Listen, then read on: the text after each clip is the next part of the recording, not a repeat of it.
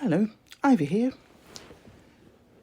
This week's podcast, the second that we are running at the moment per month, second one, episode 177.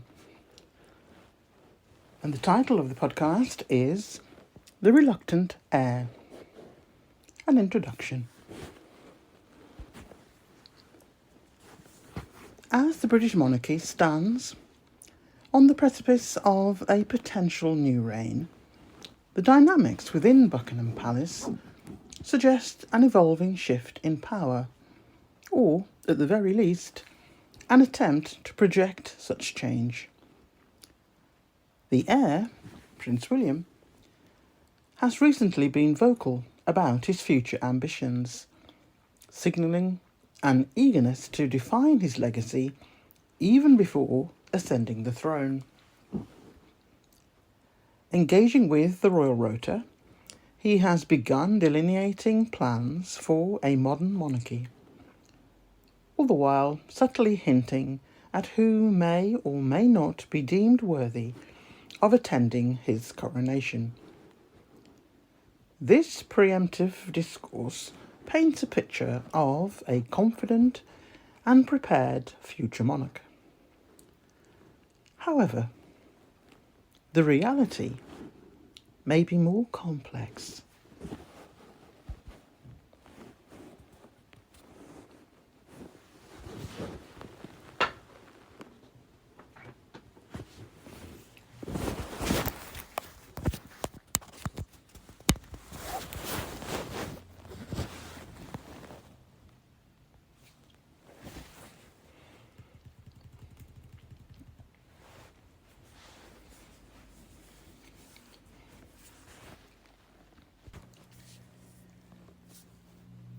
Despite the grand narrative spun by the royal PR machine, critics question the true readiness and competence of the heir. The glowing accolades traditionally bestowed upon the future king seems at odds with the cracks that have become visible since Prince Harry's departure in January 2020. Without the balancing act of his brother, Prince William's psychological strain has become more evident, exacerbated by a perceived lack of duty of care, a concerning tradition within the royal family. These tensions raise questions about the stability and functionality of the monarchy, with concerns growing over how such aspirations will translate into pragmatic governance. While the notion of a transition to a more modern monarchy is enticing, the absence of clear strategies and measurable outcomes suggest that the weight of expectations may fall on shoulders unprepared for the substantive challenges of leadership. Safeguarding appears not to be a requirement in the British royal family, likewise the element of duty of care. Freedom of information does not receive replies from the royal family. They are not required to respond. The risks to the country are growing. I cannot understand why everyone who should care and have a duty to monitor and improve the situation seem well hidden, if it is taking place. In my research, over the 8 years of delving into 1,000 plus years of the British royal family, they just kept people out of sight if they were psychologically unwell. Cruelty. The monarchy has run its course, but the establishment refused to see the writing on the wall. Within the intricate framework of the British royal family, certain elements that are considered standard in other institutions, such as safeguarding and a duty of care, appear conspicuously absent. Unlike other public bodies and institutions, the royal family is not obligated to respond to freedom of information requests, thereby maintaining a veil of secrecy surrounding their internal affairs. This lack of transparency raises concerns about accountability and the potential risks to the country, which seem to be intensifying as the institution seeks to navigate an increasingly complex modern world. The duty to monitor and improve the health and well-being of its members seems lacklustre, if not entirely non-existent. Historically, the monarchy has often dealt with psychological issues by effectively removing affected family members from the public eye. A method that seems cruel and uncompassionate by today's standards. Despite garnering criticism, the monarchy continues to operate with a certain level of impunity, buoyed by a tradition that has spanned over 1,000 years. However, this antiquated approach appears increasingly anachronistic in an environment that demands greater transparency and care. Despite clear warning signs and a growing societal discourse questioning the monarchy's relevance, the establishment remains steadfastly resistant to change, seemingly blind to the writing on the wall as they cling to tradition over evolution.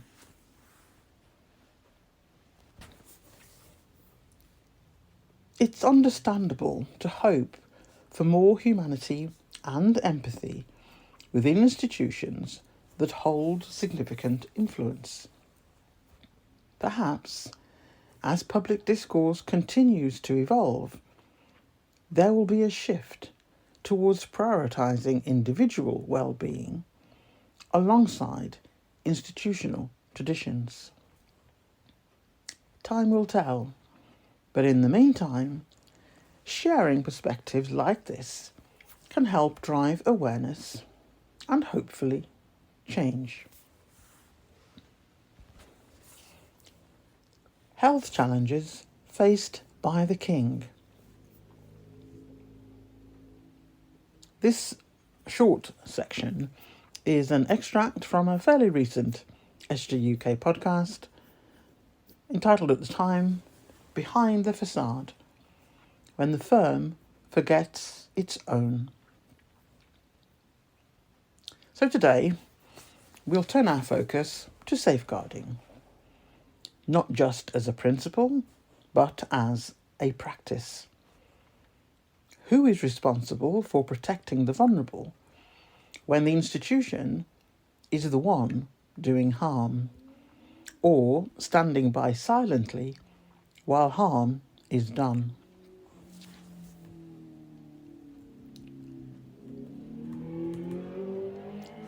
There are moments in recent history, both documented and barely acknowledged, that suggest not every absence is temporary, and not every silence is compassionate. When health becomes a secret, it can also become a weapon, not against the individual, but in defence of an image. To be fair to the King, the work rate and involvement in matters of the Crown he has taken on with determination and quality, despite his obvious failing health. The work rate from the UK monarch is commendable in comparison to the rest of the British royal family. The only person who comes close is Princess Anne, but as a general statement, when it comes to measurement of outcome and impact, those types of measurements are never taken when it comes to the royal family.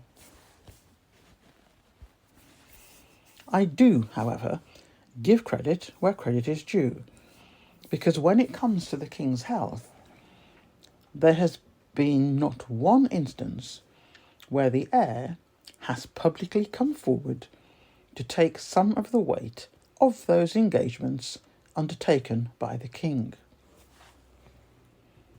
When it was announced that the King was unwell, it seemed like within hours the heir to the throne disappeared from the scene for a few days, and when he did appear again to give out honours to a variety of people, the whole time he was there, and on camera as well, to make matters worse, he looked far from healthy himself, and a look of sheer panic was painfully obvious to everyone who attended the ceremony and those who watched on their TVs.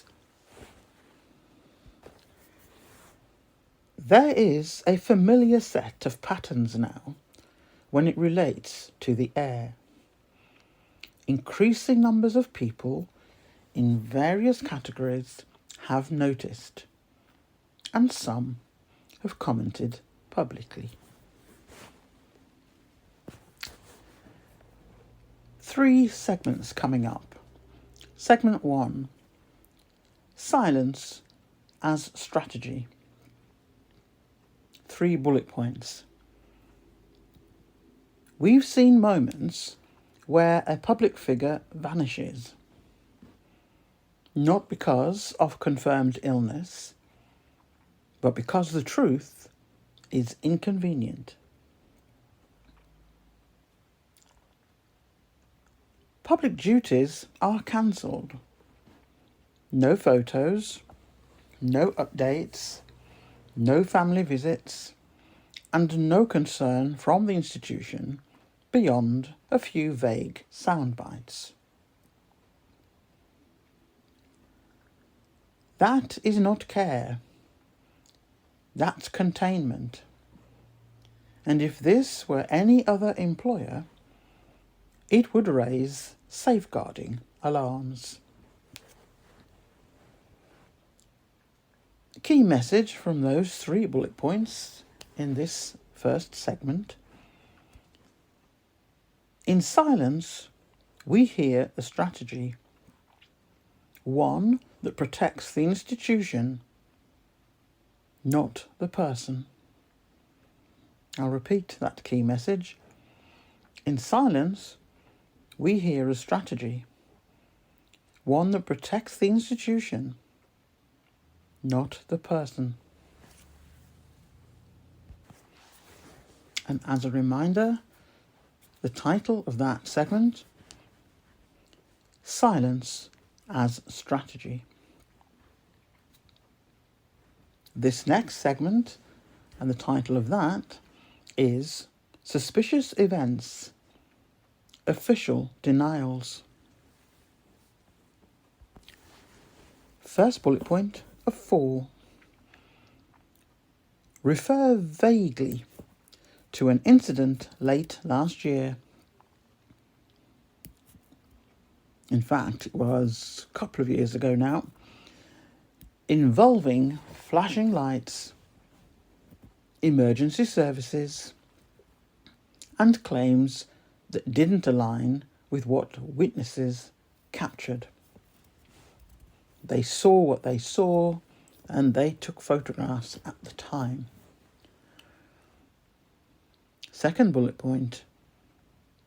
People saw what they saw. Footage exists.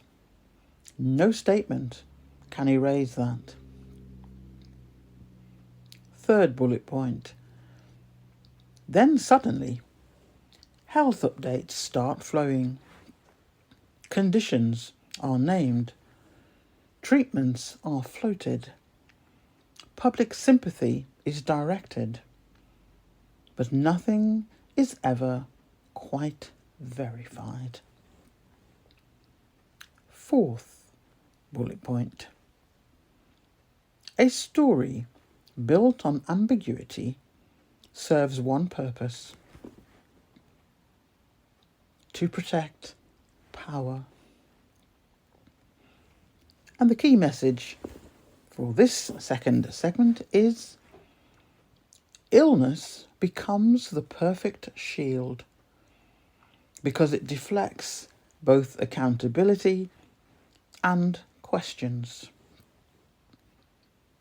I repeat, the key message for this second segment, with the title Suspicious Events, Official Denials. The key message is: illness becomes the perfect shield because it deflects both accountability and questions.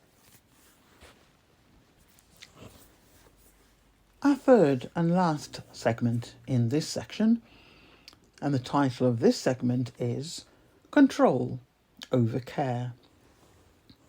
3 bullet points and a final key message. First bullet point: discussions around the lack of safeguarding policy in the royal structure, grace and favour housing, elderly working past retirement, no human resources oversight. Second bullet point: some look frail, some vanish and reappear. Some show clear signs of emotional or psychological deterioration, but the show must go on. Third bullet point: in private settings, these would be safeguarding red flags, but in the firm, it's tradition. Key message: when no one steps in, it's not a failure. It's a system working as intended. I repeat, when no one steps in, it's not a failure. It's a system working as intended.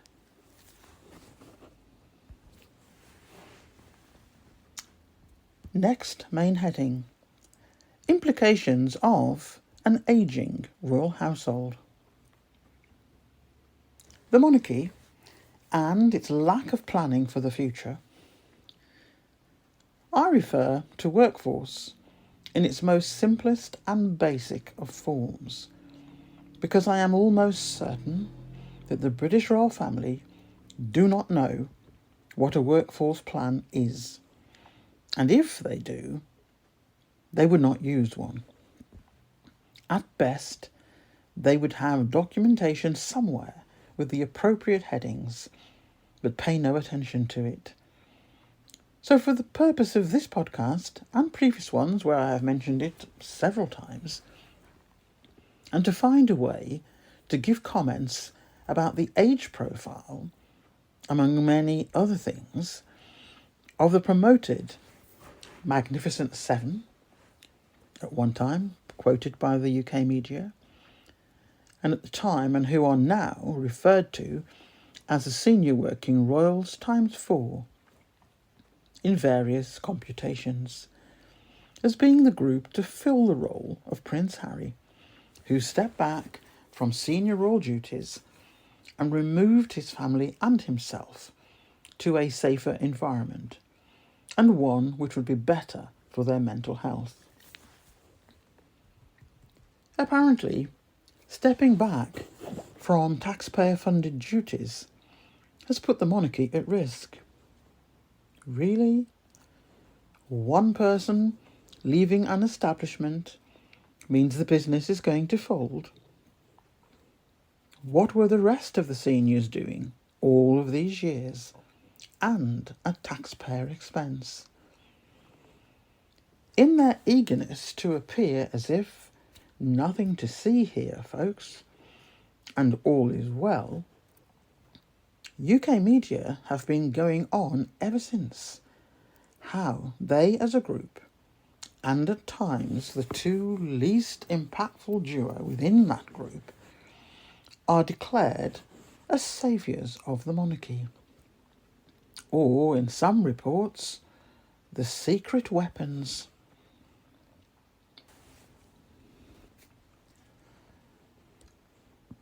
The perceived reluctance of the heir to take on responsibilities.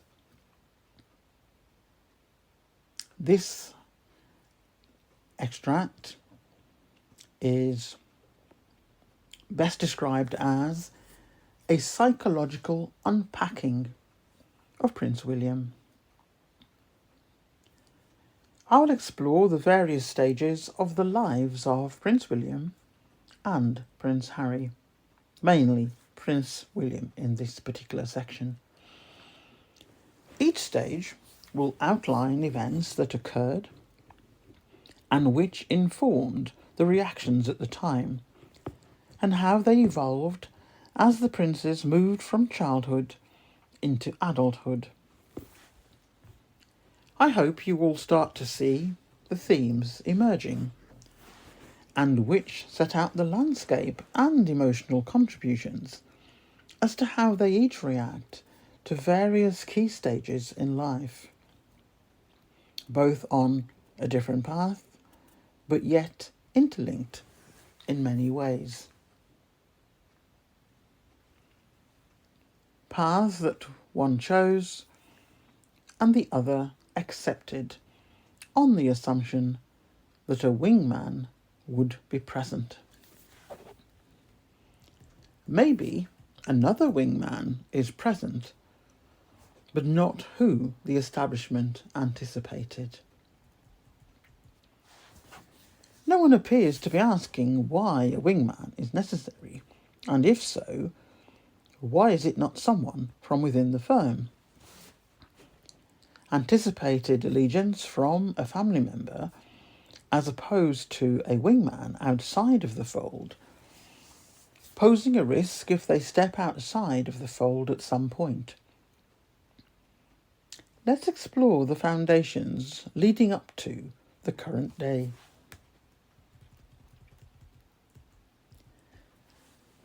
The assembly line of a constant supply of new people being born into the industry is simply master and slave mentality, born into opulence behind plantation gilded gates.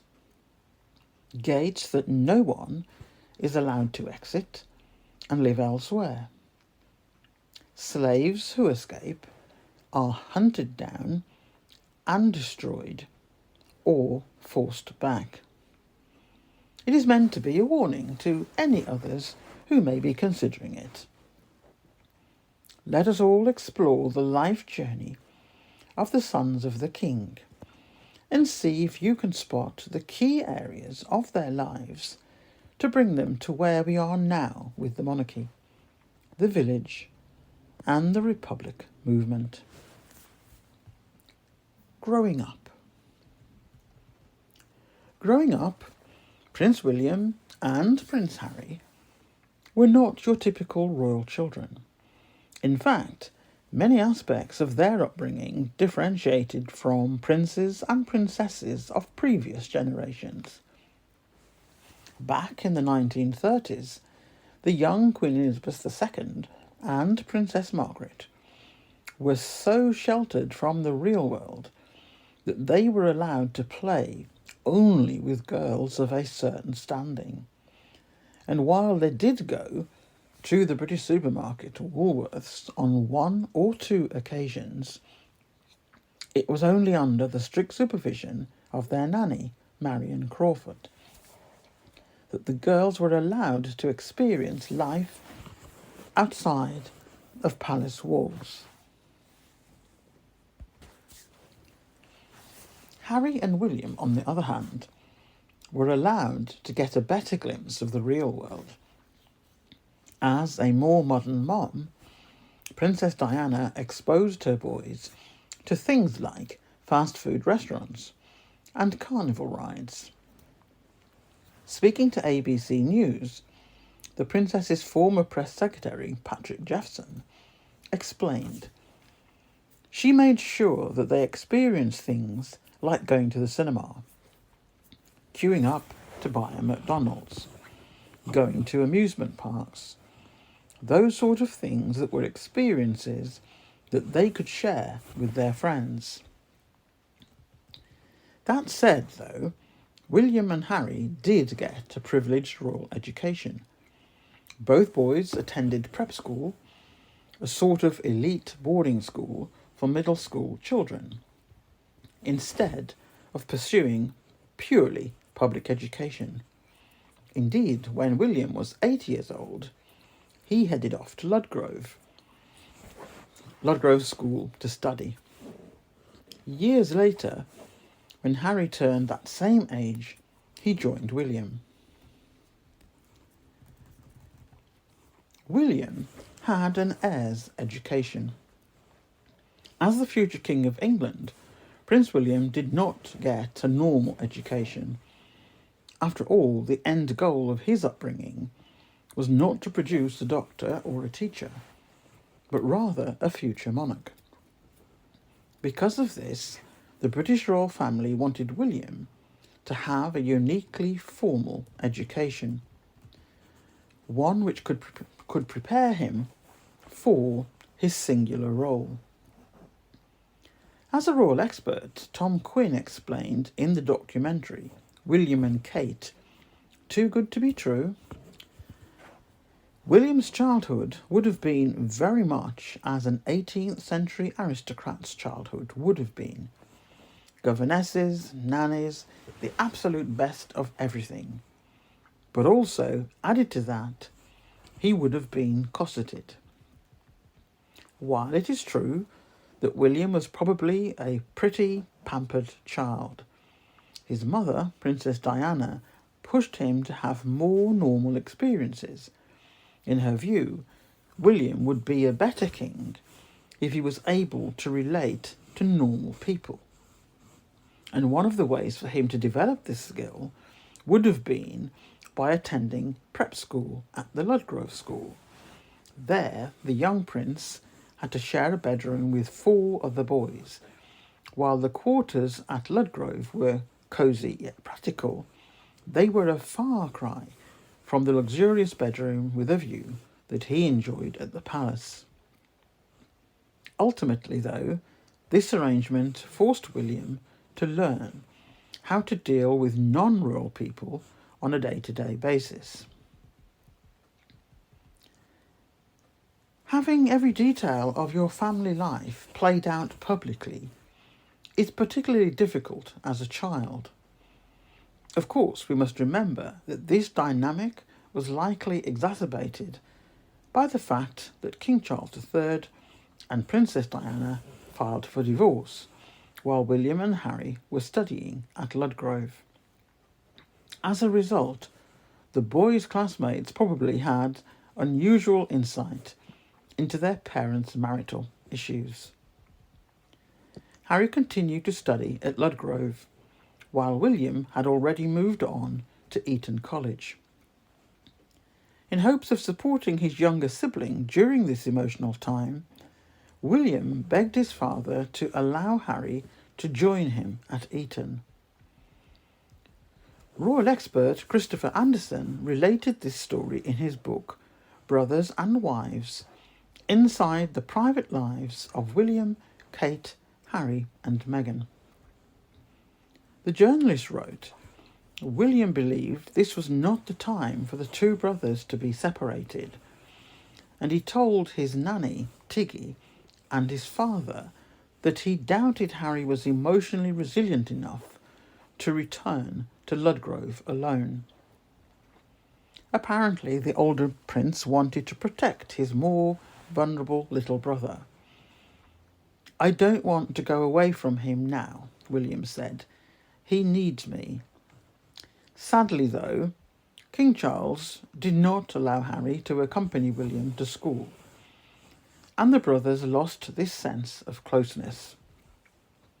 Years later, when Harry joined his brother at Eton, William did not want him tagging along. In Spare, Harry wrote that William ignored him.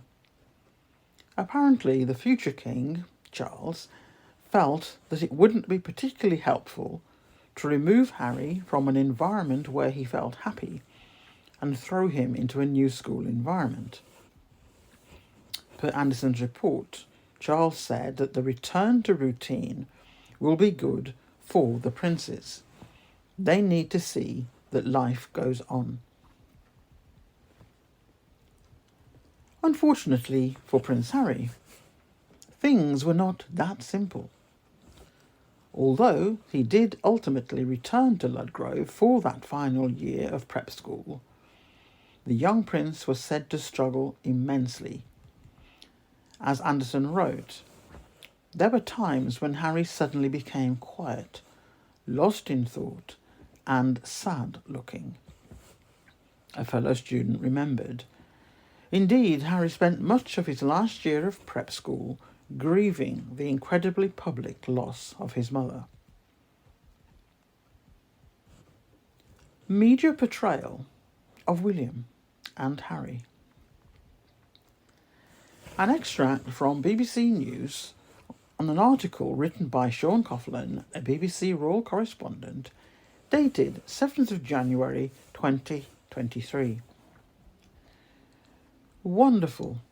Now you've given me an heir and a spare. My work is done. That was the conversation that Prince Harry said marked the day of his own birth, with the then Prince Charles joking to the Princess of Wales about the arrival of their second son. The story is told in Harry's memoir called Spare, and he says the term was often used to describe him within his own family.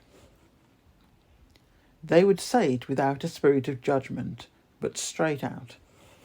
I was the shadow, the supporting actor, the plan B, he wrote. I was brought into this world in case something happened to Willie, he writes, using the nicknames that saw Prince William as Willie and Prince Harry as Harold. The saying, an heir and a spare, refers to aristocratic families needing an heir to inherit a title or an estate, and the spare as the younger sibling who could be the replacement if anything happened to the heir before he or she has their own children. It clearly annoyed Prince Harry enough to use it as a title for his book, and it taps into the long-standing difficulty of this uncertain royal understudy role, where there's wealth and privilege, but no obvious sense of purpose. One would think that a slimmed-down monarchy would either find better defined roles for each individual, or else release them from any royal expectations once they've slipped down the pecking order of succession. Royal historian Ed Owens says Sweden and Denmark are examples of where such an approach has been taken, downsizing the royal families so that individuals who might have been marginal spares can have their own private lives, unfettered by royal responsibilities. Another example of an heir and a spare, and how senior royal staff look down on all the spares. A few lines with one example. Margaret grew jealous of the attention paid to her older sister. She would always remain resentful that her older sister received a better education. Bedell Smith writes in Elizabeth, the Queen. She had asked to join Elizabeth, Lilibet's tutorials with Henry Martin, but was told by the tutor And here's the quote: "It is not necessary for you." The current king displays narcissistic behaviours frequently, and I see it in Prince William. No surprise really, as King Charles focused most of his attention, limited as it was, on ensuring that Prince William would mirror his style of thinking and behaviour, in order to ensure that the monarchy had a long life ahead. Much of the vindictiveness and coercive control behaviour of the king and his heir reinforces with each act how narcissistic they are, as they both regularly display the many traits of this approach in life on a regular basis.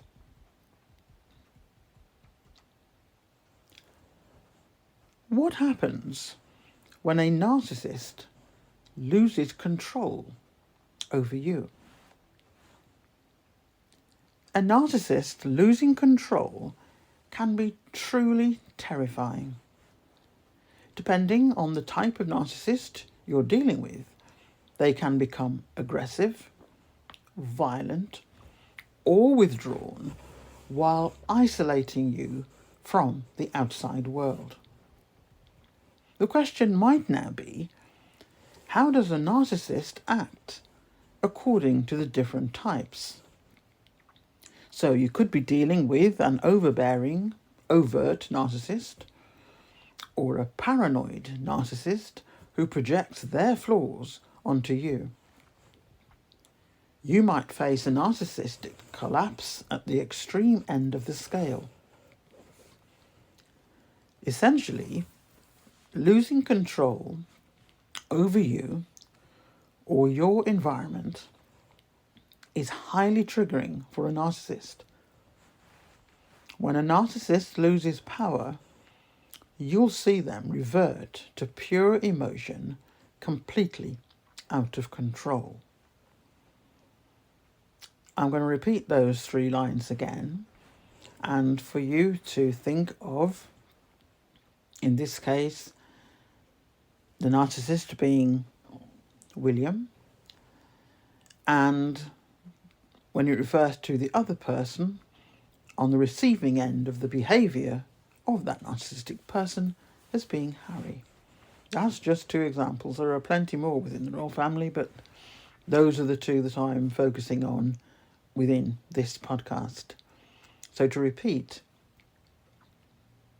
you might face a narcissistic collapse at the extreme end of the scale. Essentially, losing control over you or your environment is highly triggering for a narcissist.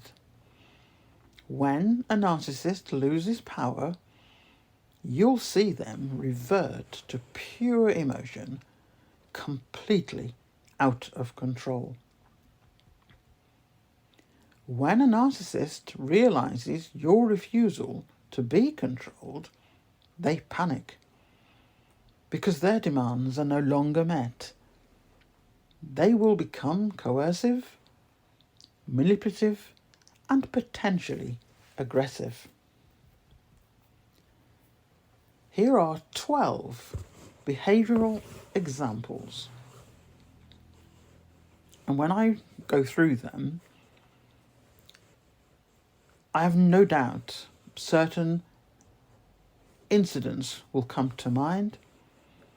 Some of those have been written about, others have just been spoken vocally by a few. So just think of these 12 behaviours, and then think of any others in your life, whether it be in the workplace or elsewhere, that when you hear these 12, if you recognise any of those traits within people that you know, be very careful around them and how you interact.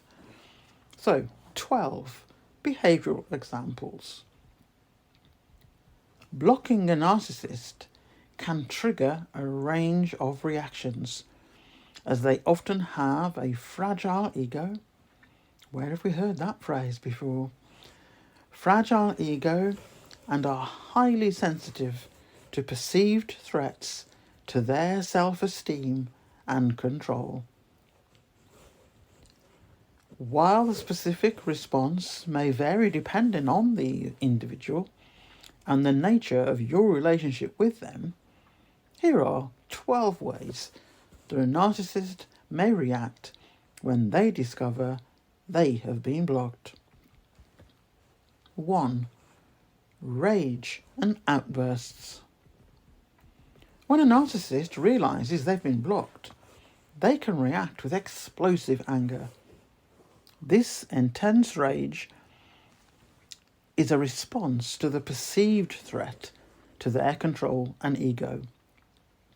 They may flood your inbox with furious messages, leave voicemails filled with expletives, or even show up at your doorstep in a fit of fury.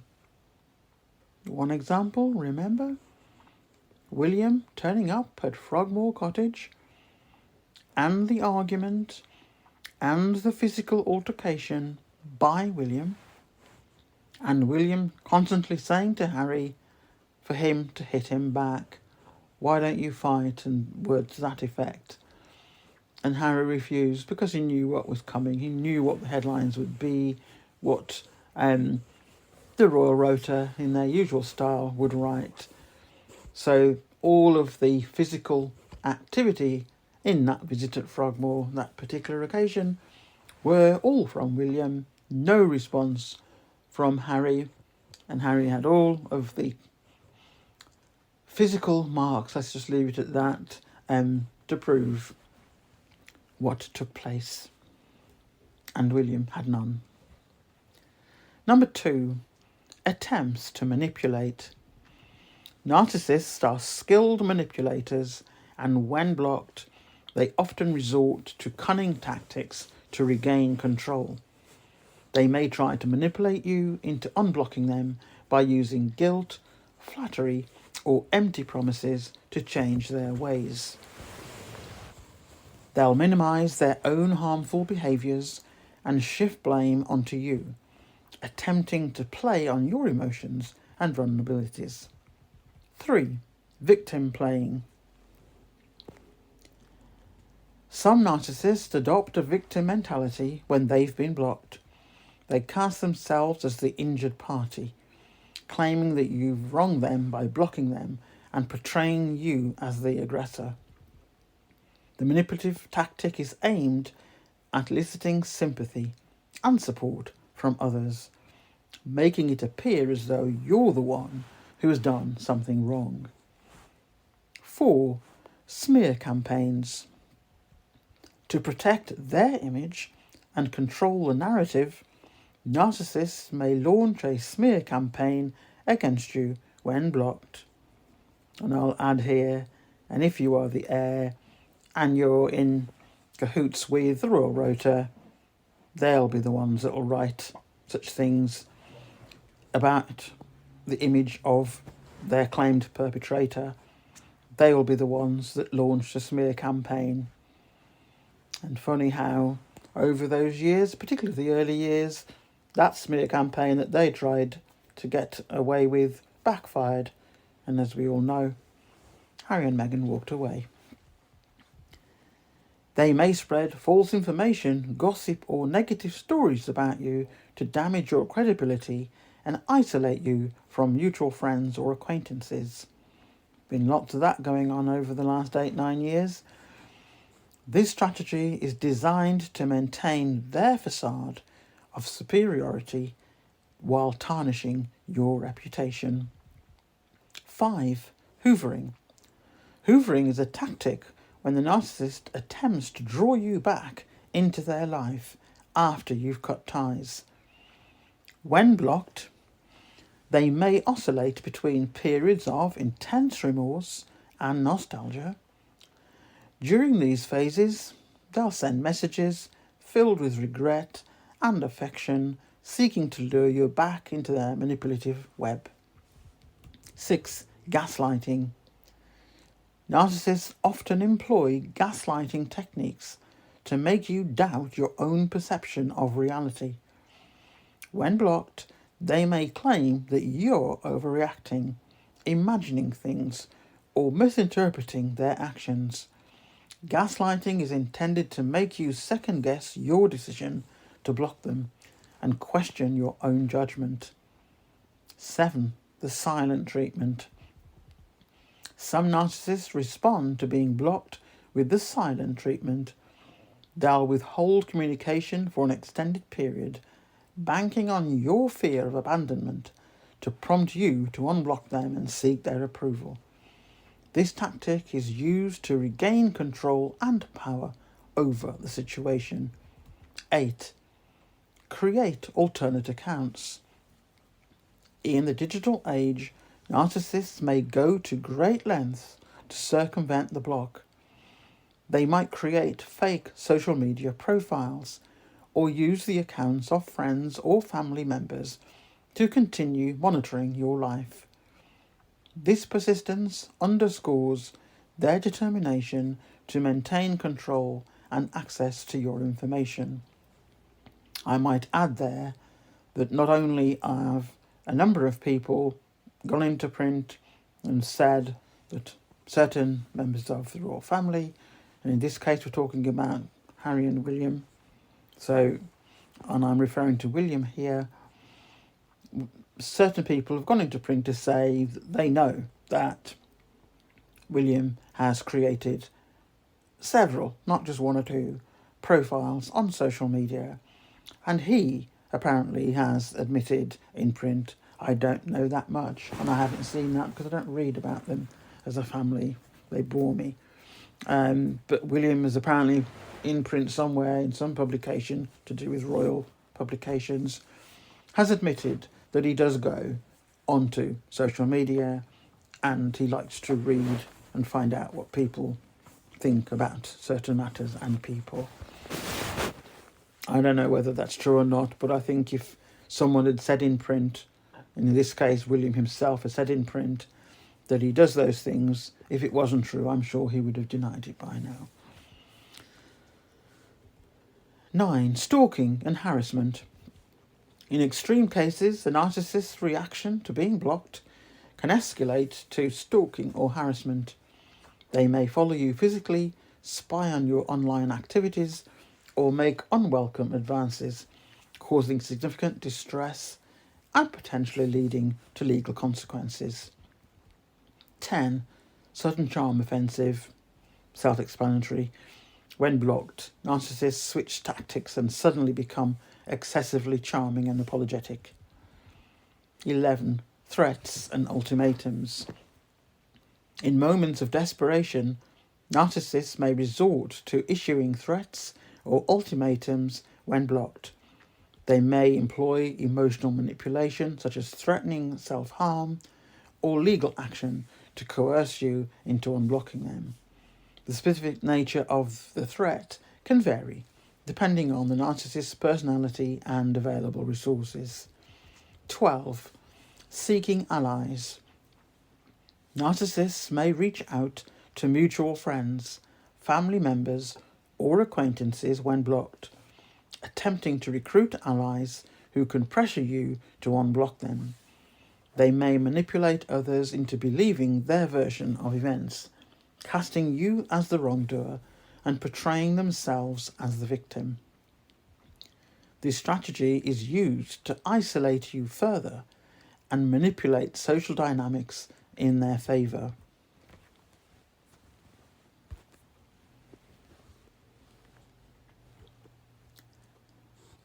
Just a few lines here about Prince Charles, King Charles it is now, would get involved in showing William the way things would need to be done, and did not really worry or concern himself with Harry and Harry's aspirations. On the whole, it was senior courtiers who got involved in that side of things with Harry. William was used to being credited for much of the work that Harry produced and the outcomes of each project. Royal reporters reported in articles that William had done this and done that, when in fact he would never be able to make a statement about any project, especially in terms of business outcomes. He used to enjoy telling reporters that he was better at most things than his younger brother.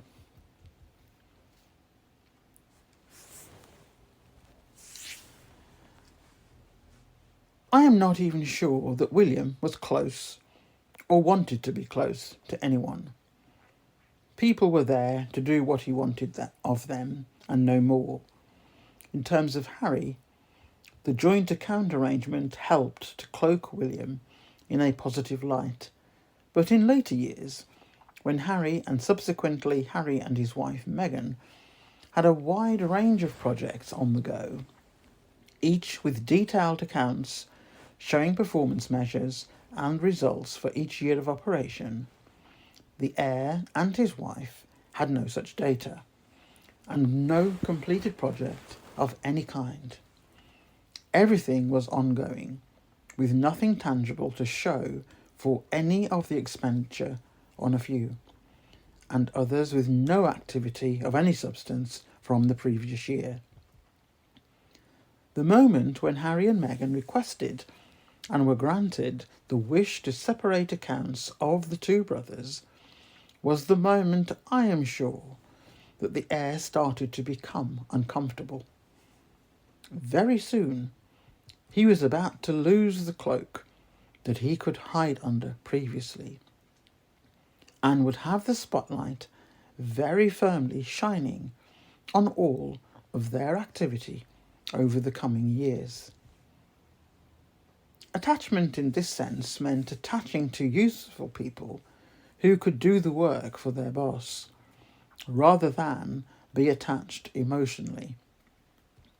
The time was approaching where Prince William would likely feel very detached and isolated, and I suspect a little bit nervous about how he was going to pull off this kingship show without his footstool being there to do the heavy lifting in the future. The wingman was about to shake the monarchy and the royalists to the core. As we all know, January 2020, Prince Harry announced that he and Princess Meghan were stepping back from senior royal duties and moving away with the intention to become financially independent. In my opinion, and I made notes at the time, and continued to do so, mainly noting Prince William's demeanour and what I could see as a person shutting down inside, due to real panic about how he could pull this idea of him becoming king without the wingman there to do the heavy lifting for him as always. In my opinion, panic overtook the shutting down side of things, and the rise of sheer panic, the seeds of sheer panic, began to grow. My personal opinion is that 2020 marked the start of a variety of actions by William which he hoped would prevent Harry from moving to another continent, which then went up in scale to force Harry to return to the UK, but without his wife and child. As we have seen on footage from the Netflix series, there was a scene where William apparently left a message on Harry's phone, which appeared to indicate a huge level of rage. As a postscript to that above section, I would argue that in recent months, the heir found his replacement wingman in Jason Nuff. Jason, I don't think, will be staying working for William for the rest of his life. Jason is looking after Jason. When he leaves, it will be sudden and without warning, so that he can escape before William blows his top. But his CV's going to look a lot better. That will result in another meltdown and may actually send William into a full-on breakdown. Remains to be seen.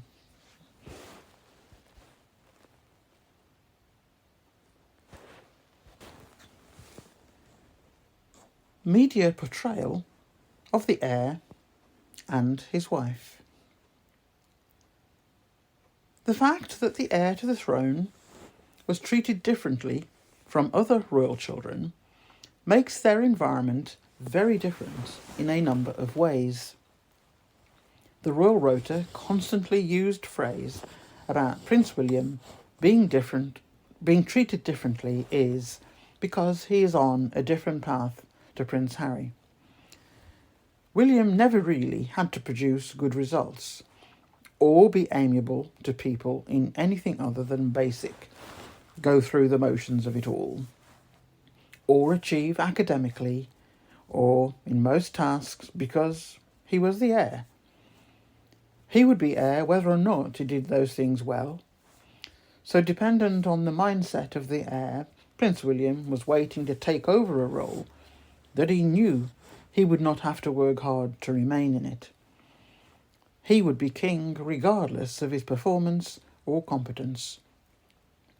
No media coverage was ever written to inform the public of things not going so well on some areas.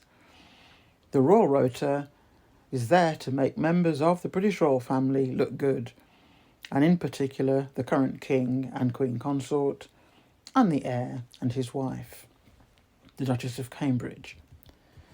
In line with historical practices, when the heir did anything wrong or not behaving in a good way, UK monarchy tradition would lay those bad deeds at the feet of the spare. Royal reporters would write articles and write books painting the heir to the throne generally in an average light, being careful with words to make it seem average day-to-day activity, but would deliberately write negative articles and books about the spare. So Prince Harry, from his days at Eton, was portrayed as the regular troublemaker and ensured that salacious headlines were put in the newspapers and headed up chapters in various books to help sell the said books and newspapers without any concern for the knock-on impact over the teenage years, and taking on board all the negativity into adult life as the royal reporters increased the onslaught on salacious headlines, all with the view of attracting advertiser income. Prince Harry was seen as expendable, and also they were not allowed to write anything critical where the heir and his wife were concerned. With that kind of arrangement, the average person who lacked any morals would do the bare minimum in terms of royal duties and otherwise engage in activities that interested him, knowing that there would be hell to play if the royal reporters dared to write publicly about any of these activities. Volatility within the royal family. The dynamics of royal relationships, potential for emotional volatility. In a nutshell, the sense of entitlement in monarchy families is off the scale in most cases, and there is no doubt whatsoever that the British royal family is right up there at the top or close. The way those in that family lose their minds over simple things not going quite their way is unbelievable. They are allowed to run free with this kind of behaviour, so to them it is normal. Living every day in a volatile environment is toxic, and would not be allowed in most working environments. But, as we all know, there are no checks and balances when it comes to royal life, and therefore, by default, the royal rota have come to believe that they can do the same due to proximity alone, and the unwritten contract between the two groups. The royal reporters will discover over time how wrong they all are, and even if most manage to escape free from any legal action, I am certain that there will be a few who also thought the same. They were wrong. It will be like a warning coming on for the rest of the rota personnel to understand that they are not special and that they are merely cannon fodder.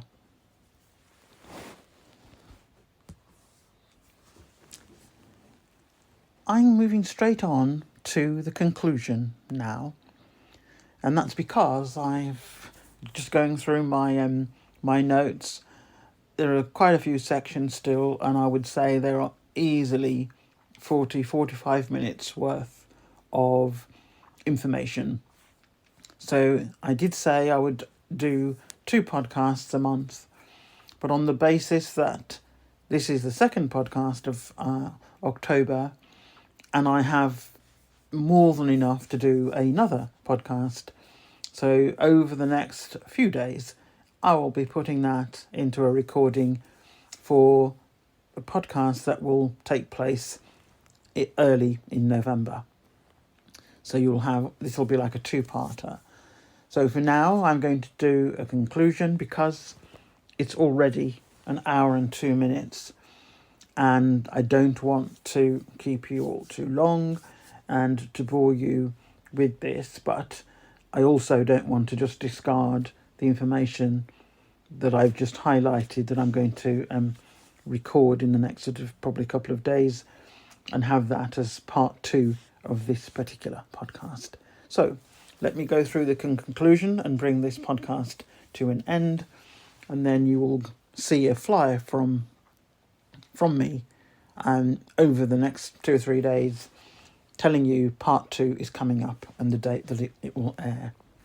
So hopefully that'll be all right with you rather than keep you here for nearly 2 hours.